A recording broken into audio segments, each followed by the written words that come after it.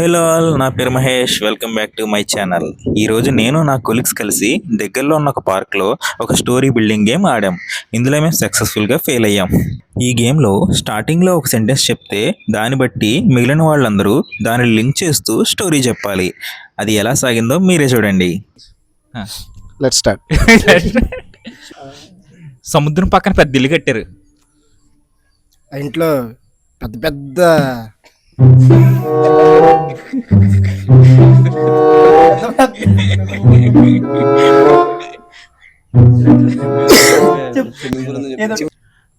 ఒక పెద్ద సముద్రం, దాని పక్కన పెద్ద బిల్డింగ్. ఆ బిల్డింగ్ చుట్టూ పెద్ద అడవి.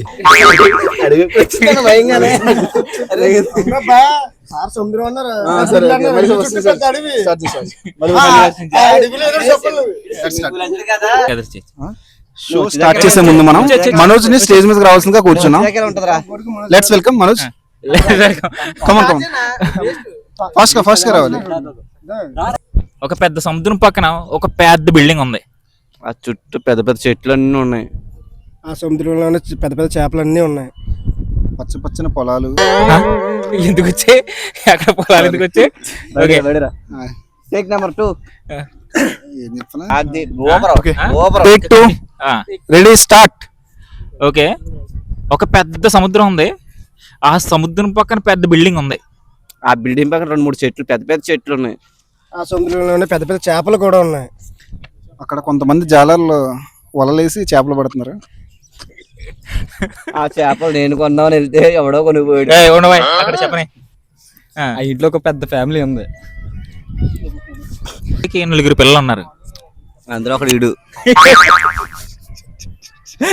అంటే ఇంకొకటి ఆడని చెప్పి సరిపోద్ది. ఇంకేం చెప్పను, 2 ఉంటాయంటే అక్కడ ఆగిపోయింది. ఓకే, వాళ్ళిద్దరూ వేటకి వెళ్దాం అనుకున్నారు సముద్రంలో ఒక రోజు. ఆ వేటకి వెళ్ళినప్పుడు సముద్రంలో షిప్ మునిగిపోయింది. తిరిగి వచ్చినప్పుడు సునామీ వచ్చింది కదా. వచ్చినప్పుడు ఏం జరిగింది అని చక్రి వరకు బాగానే వచ్చింది. అక్కడ చక్రి నువ్వేం చెప్పు. Life jacket. ఓకే, లైఫ్ జాకెట్లు దొరికినాయి. ఒక అడ్వెంచర్ మోడ్ లోకి వెళ్ళిపోవాలి. అక్కడ లైఫ్ జాకెట్లు దొరికినాయి కాబట్టి కొంతమంది బతికారు, కొంతమంది పోయారు. మాట్లాడబడుతున్నాయా? కాదు, కొంతమంది పోయారు, కొంతమంది బతికారు. ఆ బతికిన వాళ్ళు ఏం చేశారు? Next money ఆటకెళ్ళారు. ట్విస్టుల మీద ట్విస్టులు వచ్చేయాలి కథలో. అక్కడ క్యామ్ ఆపేస్తామండి. తీసుకురా మరి. Take number 11.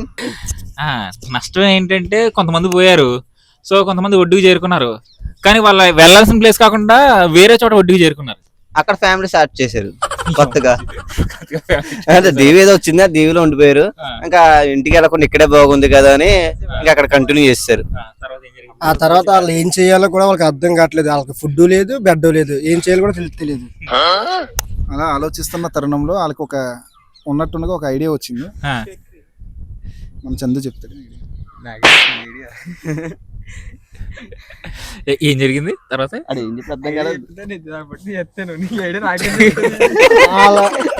ఒక ఐడియా దొరికిందన్నాడా. ఒడ్డుకు వచ్చిన కొన్ని చేపల్ని పట్టి ఆహారం కోసం సిద్ధపరచుకున్నారు. అట్రీతిగానే కొన్ని రోజులు సాగింది. అలాగే కొన్ని రోజులు సాగిపోయింది. తర్వాత ఇంకా జీవితంలో ఏదో చెయ్యాలి కదా అని చెప్పి వాళ్ళు ఏం చేయాలని ఆలోచిస్తున్నారు. ఇలా ఆలోచిస్తున్న టైంలోనే వాళ్ళకి దూరం నుంచి ఒక పెద్ద షిప్ కనబడింది. ఆ షిప్ నేను పంపించింది. వద్దా? ఏం చెప్తాను, నిన్ను చెప్తాను నిన్ను. ఓకే, దేవుడి దయ వల్ల మేము గట్టెక్కామనుకున్నారు. ఎలా షిప్ కనబడింది? షిప్ కి షిప్ కనబడింది. దేవుడి దగ్గర ఎలా గట్టెక్కుతారు? షిప్ వాళ్ళ దగ్గర వచ్చింది, కనబడింది దూరంగా. వాళ్ళకి దూరంగా షిప్ కనబడింది. ఆ కనబడిన షిప్ చూసి వాళ్ళు ఎంతో ఆనందపడ్డారు. ఆనందపడితే వస్తుంది, షిప్ వస్తుంది దగ్గరికి. చూసినందుకు ఆనందపడ్డారు.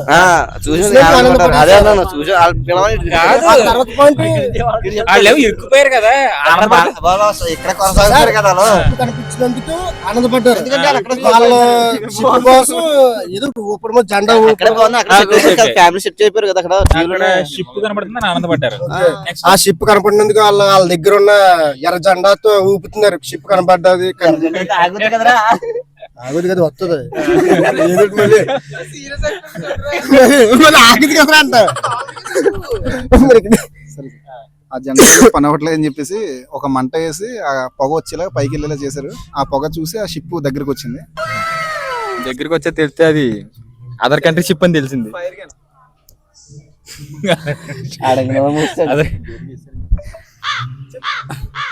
ఏదో ఒకటి చెప్పాలి కాబట్టి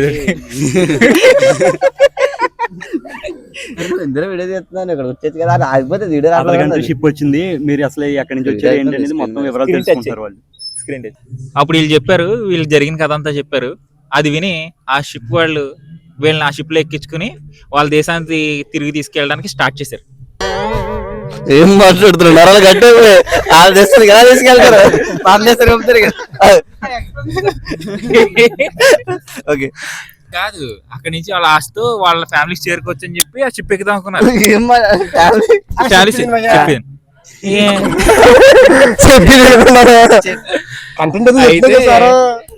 షిప్ ఎక్కారు. కాకపోతే వాళ్ళు ఏంటి, వాళ్ళ ప్లాన్ ఏంటి, వాళ్ళ దేశం తీసుకెళ్లిపోయి వీళ్ళని అక్కడ బానిసలు చేసుకుందాం అని ప్లాన్ అనమాట. ఏం చేయాలి చెప్పు. మరి అదే డైలాగ్, అదే వాళ్ళ దేశం తీసుకెళ్తాను బానిస చేద్దాం. టేక్ నెంబర్ 11 వాళ్ళు ఆ దేశాన్ని తీసుకెళ్ళి వాళ్ళని బానిస కింద వాడుకుందని ప్లాన్. అది తెలియక వీళ్ళందరూ షిప్ ఎక్కేసి వాళ్ళతో పాటు వెళ్ళిపోయారు. వాళ్ళందరూ మళ్ళీ వాళ్ళ దేశానికి ప్రయాణం అయ్యి వెళ్ళారు. అయిపోయింది నా దగ్గర.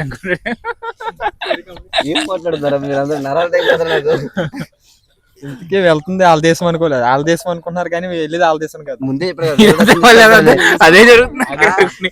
మళ్ళీ కథ నా దగ్గరికి వస్తుంది. నేను ఇక్కడికి వచ్చి తప్పని చేశాను.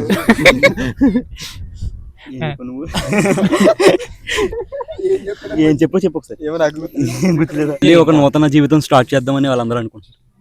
ఆల్రెడీ చెప్పాను నేను, బాగుందరూ ఎక్కడ సెటిల్ అయిపోయారని చెప్పాను దీవిలోనే. మరి ఎందుకు వెళ్తారు బయటికి? కామెంట్ 1, 2. యాక్చువల్గా అది న్యూ ఇయర్ టైం, December 31 అనమాట. నూతన సంవత్సరం మొదలు పెట్టారు. ఓకే, ఆ తర్వాత నాకు బ్రేక్ ఇచ్చారు, నేను ఫోన్ చేసి పక్క పోతాను. కాల్చి పడేస్తాం. అక్కడ షిప్ లో పోయింది ఎవడో కాదు, నేనే. నాకు అర్థమైంది. ఆ తర్వాత నాకు చిన్న బ్రేక్ ఉంది, ఒక 5 నిమిషాలు వస్తాను అని యాడ్ అవుతాను.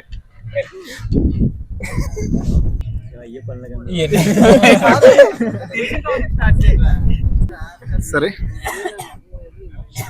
మరి ఒక కొత్త ప్రోగ్రామ్ తో మీ ముందుకు వస్తాం. ఇంతకు మించి ఏం రావట్లేదు, దయచేసి క్షమించండి. కుదిరితే లైక్ కొట్టండి. లైటింగ్ కూడా తగ్గిపోయింది. మాకు డ్యూటీ కూడా టైం అయిపోయింది, మేము వెళ్ళాలి. సారీ. కుదిరితే సబ్స్క్రైబ్ చేయండి, లైక్ చేసి సబ్స్క్రైబ్ చేసేసేయండి. Thank you so much.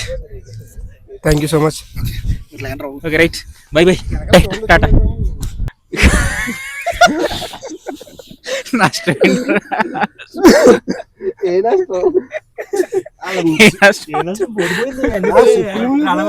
కాదు, అవును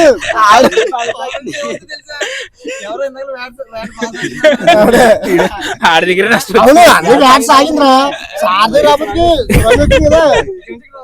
సునామీ వచ్చింది. తిరిగి వస్తుంటే సునామీ వచ్చింది.